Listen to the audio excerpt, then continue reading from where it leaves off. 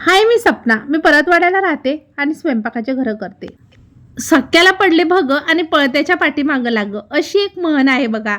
ही म्हण आहे ना, माझ्या बाबतीत 100% खरी ठरलेली आहे. मला आज संध्याकाळी पोळ्याचे 2 घरं करायला जायचे होते, तर पटापट तयारी केली आणि निघाली. थोडा वेळ झाला होता म्हणून असा शॉर्टकट रस्ता पकडला. आणि आज ना माझ्यासोबत एक छान गोष्ट झाली. जेव्हा मी कामाला जात होती ना, तेव्हा मला माझे काही फॉलोवर, माझे रील्स पाहणारे मिळाले.